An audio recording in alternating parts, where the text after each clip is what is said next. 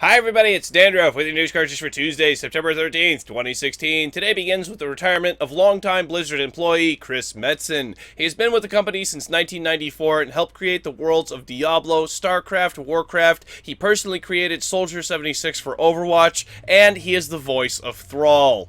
I wish you good luck, Mr. Metzen, in your future endeavors. In other Blizzard news, the Blu-ray and DVD versions of the Warcraft movie will include a key for World of Warcraft. And speaking of WoW, today is the anniversary of the Corrupt Blood incident, where a bug led to mass deaths in populated areas, forcing many players to seek outside of the city for about a week. In final Blizzard news, there's a deal for classic Hearthstone packs where you can pick up 10 of them for just $5. Let's move on to some new information about Hideo Kojima's new game, Death Stranding. It's been revealed it will be an open-world action game, so probably something similar to Metal Gear Solid. Do you love data miners? Because I love data miners, like this one from Battlefield 1. Apparently the game contains 23 weapons that were not seen in the open beta. Other data miners have discovered a huge city in Star Citizen, whose purpose has not been detailed as of yet, but it is massive. In the first No Man's Sky news in a while, the game has topped the charts for the most downloaded PS4 game for August 2016. It's probably going to disappear for September list. Both No Man's Sky and Sean Murray have been quiet for more than 2 weeks. Moving on to another game that's lost much of its player base, Pokemon Go. Yes, it's true. Concurrent player counts are down by 79%. Regardless of that, though, it's still making about 7 times the money of Candy Crush. And then the PC requirements for Mafia 3 are out, and you can find them on your screen right now. Time for some updates, the first being for Rainbow Six Siege, which mostly brings a bunch of bug fixes. Ark Survival Evolved has gotten an update today with 2 new dinosaurs, night vision goggles, and part of the map being redone to include 13 new caves. Last but not least, Homefront The Revolution got a patch today to address some low frame rate issues. Gamers should be getting at least 30 frames per second now. In other release announcements, the new model of the PS4 is getting a Final Fantasy XV Special Edition. Another Special Edition coming is for Sonic Mania, and included is a 12-inch statue of Sonic, a Sega Genesis cartridge, and even a golden ring. Sadly, it's not coming to my viewers in Europe, but hopefully it will at some point in the future. Ubisoft confirmed today that the Assassin's Creed Ezio collection, rumored to be releasing, is real and releases on November 15th. Also inside is a movie ticket to the upcoming Assassin's Creed movie. Kingdom Hearts 2.8 has a new trailer out, and you can view the whole thing uninterrupted in a link in the description down below, as well as links for sources for all of today's stories. Nioh is a PS4 exclusive, which finally has a release date of February 9th, 2017. The sequel to Shovel Knight, called Specter Knight, is coming sometime next year as well, and for our final release, Earth Defense Force 5 was unveiled today at the Tokyo Game Show. It's a series about killing giant invading alien ants, and it's gonna be great! If that's not weird enough for you, then I've got a video of Nintendo's Shigeru Miyamoto eating a hamburger while he plays the new Super Mario Run. It's to emphasize that you only need one hand to play the game. Sony updated the PS4 today, and it didn't really do anything. Find out why today on News Cartridge.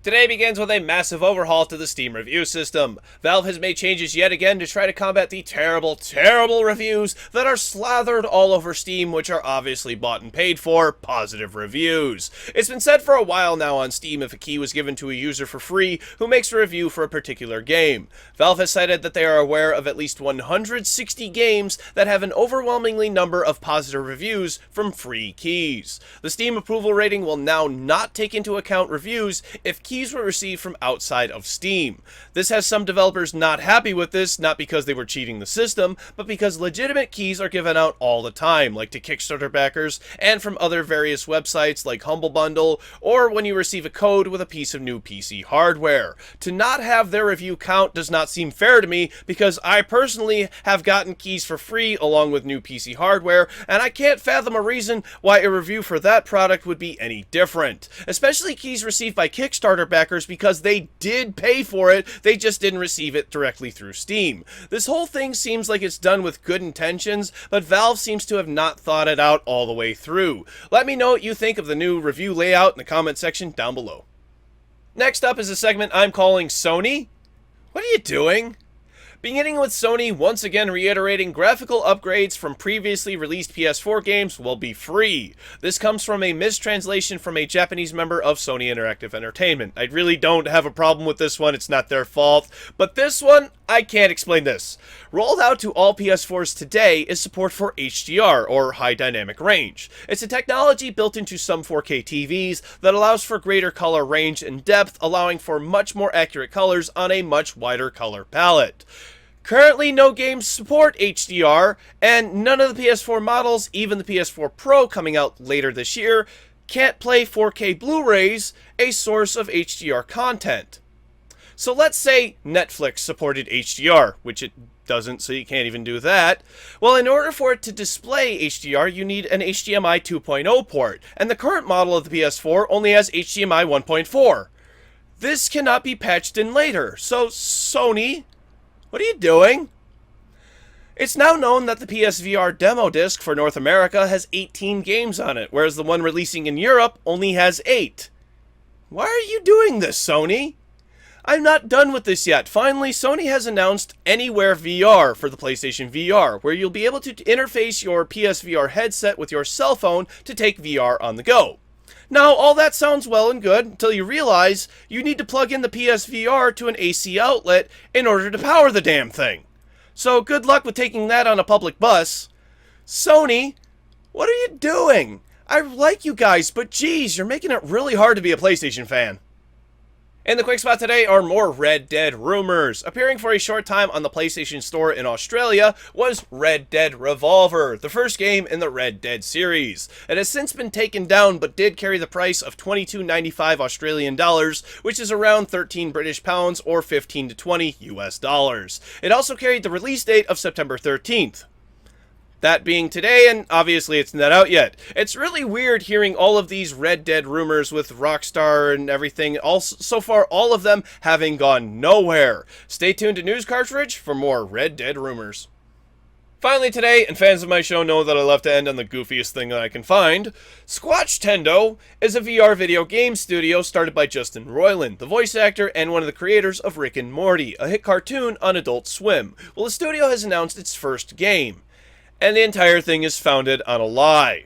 Of course, I'm being overly dramatic, but in some sense it is true. So the story goes, Mr. Roiland was outside Respawn Entertainment's headquarters, the makers of Titanfall, and wanted a tour of the facility, and doing as what most people would do, Mr. Roiland tweeted at Respawn, hoping for the best.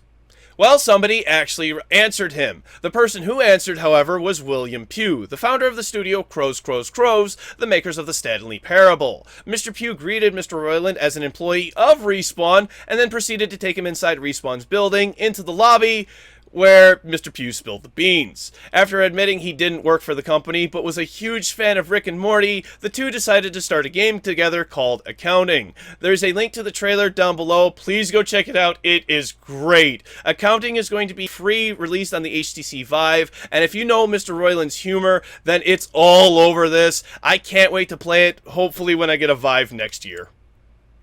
It's not all Wizards and Dragons, sometimes it's tomorrow's game releases. For PC, Everspace, Boulder Dash 30th Anniversary, Conga Master, Escape the Past, Gunhalation, Avedon 3 The Warborn, Fair Islands VR, Event Zero, Balderdash, VR Ninja, Fatal Theory, and Pro Evolution Soccer 2017. For PlayStation 4, Arcade Archives, Kiki Kai Kai, and Worlds of Magic, Planar Conquest. For Xbox One, Pac-Man Championship Edition 2, and Perfect Woman. Thank you very much, everybody. This has been News Cartridge. I'm Dandruff. I'll see you tomorrow. And an optimist is someone who sees the glass as half full. A pessimist is someone who sees the glass as half empty.